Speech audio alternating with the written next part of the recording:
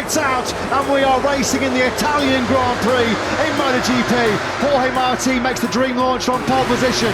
Marc Marquez going the wrong way on that Gresini Ducati, but here comes Bagnaia, super aggressive on the inside of Martin, in the brakes for the first corner. Bagnaia hogs the inside curve, Martin chops his nose off, Bastianini going the wrong way around. Well, here comes Bagnaia taking the lead of the race. That was Bastianini on the inside. Bagnaia in 2 corners from 5th into the lead. Listen to the roar of the crowd. Hard to pick out that Azzurri livery here, wasn't it? But it's Bagnaia then that does hit the front.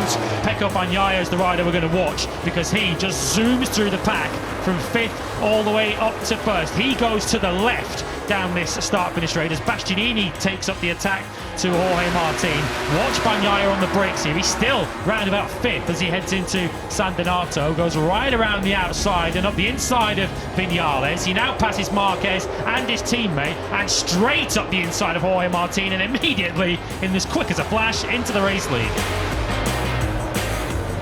Acosta once again having a look up the inside of Marc Marquez. Acosta just seems to use parts of the racetrack nobody else doesn't he? On that gas machine. Again, he cuts to the tight inside line.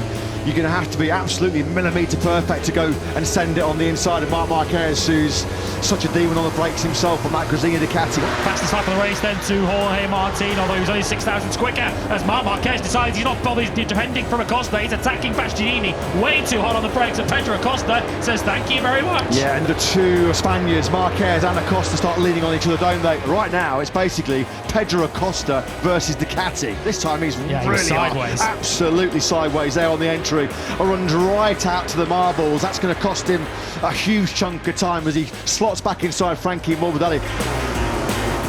Now coming from a long way back comes Marquez. It has to be the block pass, doesn't it? He will now block Bastianini on the exit. There's nothing that the Italian can do in response. So the late charge then, the late Marquez onslaught is engaged. It's underway. Marquez on the podium place for the first time in this Italian Grand Prix. 6 to go. Look at the battle over the final place on the podium at the moment in the hands of Marquez. Bastianini is going to try and scrum him off down into Scarperia. That's a proper lean. He nudges Marquez aside through Scarperia we go, and we now have a all factory Ducati top 3.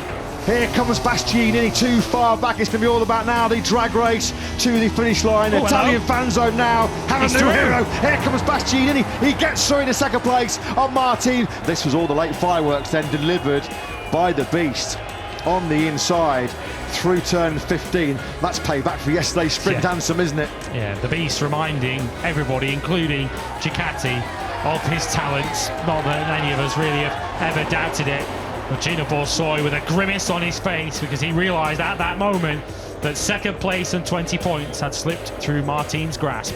But it's another Mugello masterpiece from world champion Pecco Bagnaia. He does complete the home hat-trick in his back-to-back double wins in the sprint and the Grand Prix in front of his jubilant home crowd. Pecco Bagnaia takes it by 0.8 of a second.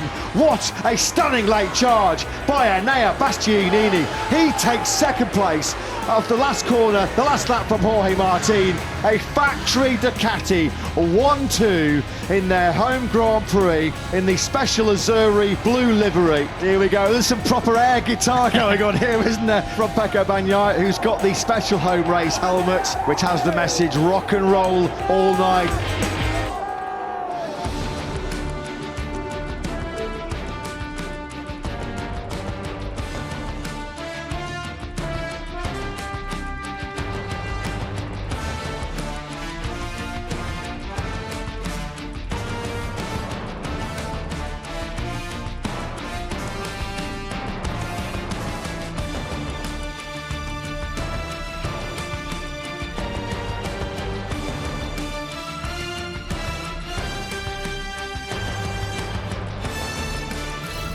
If you can't get enough MotoGP, click here to subscribe.